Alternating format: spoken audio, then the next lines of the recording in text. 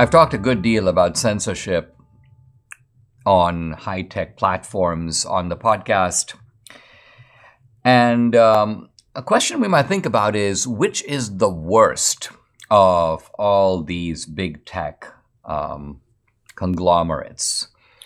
I don't think anyone today would answer Twitter now that it's under the aegis of Elon Musk. So which is it? Is it Facebook? No, it's Google. Google is the most powerful of these big tech entities. And it's powerful not just because it controls so many other entities. For example, Google owns YouTube. The censorship on YouTube is driven by Google. But Google also operates invisibly. And by invisibly, I mean Google runs the search. And you don't always know what is the manipulation that's going on behind the scenes. Google is, in a sense, playing with, when you're trying to find information, what comes up before you. You might think it's automatic. You might think that this is somehow, there are search words. But Google has a way of weighting which sites come up and which sites don't. So Google controls public discourse in a frightening way. And it's the damage that is done by Google is even greater because it is hidden.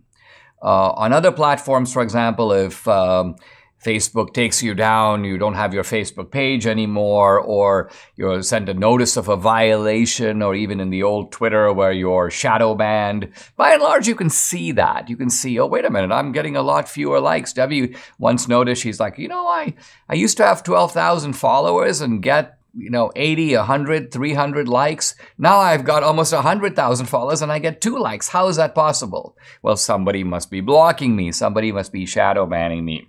So Google is the worst of the worst. And I'm happy to say that the Justice Department has just filed a big lawsuit against Google, and we'll have to see how it goes. These things drag out. They're expensive.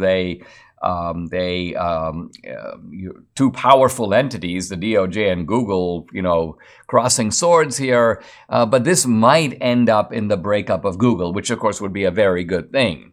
Now, I would like to tell you that the lawsuit the DOJ has filed is over Google's suppression of conservative views, its blocking of Republican sources, its attempt to sort of undermine the Republican National Committee, the RNC. Google may well be doing all those things, but obviously Merrick Garland's DOJ is not upset about that. So the lawsuit has nothing to do with political targeting, with political suppression, or even with censorship per se. It's about Google being anti-competitive. Now, our antitrust laws do require that companies that have monopolies act in a certain way, open themselves up to, don't create what are called barriers to entry, blocking new people from entering that kind of space. Or every time a company comes along that's threatening to become a competitor, Google steps in and buys out that company, so thus wiping out the competition.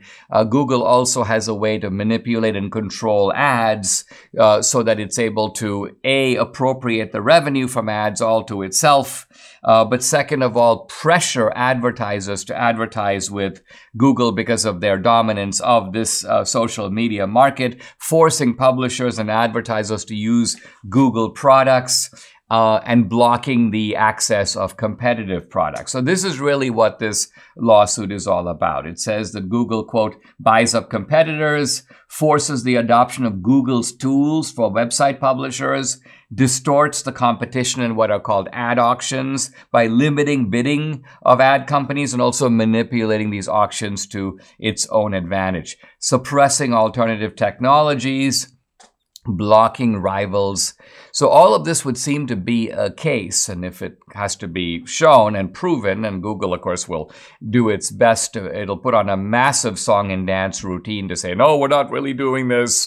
But I think the Justice Department should be able to prove its case. I mean, think about it. The reason we use Google as a verb, hey, I'm going to Google it, is because there's no other alternative. Yes, there are other search engines, but Google, in a sense, owns this space. And so what I'm hoping will happen, this will be the law of unintended consequences is if the DOJ is able to put sufficient pressure on Google, maybe even break up Google into splinters. So you now have 5 Googles, all of which have different management, different names, and now, in a sense, begin to compete with each other.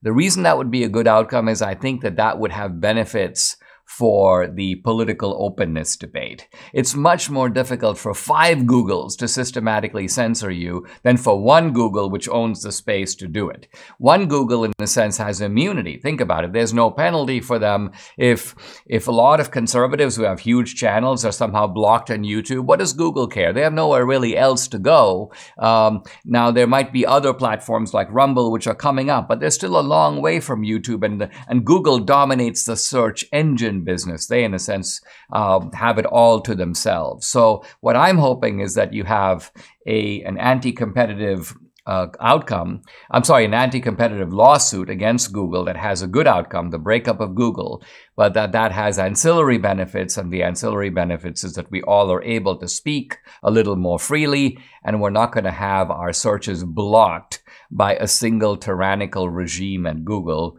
that is a monopoly over that space.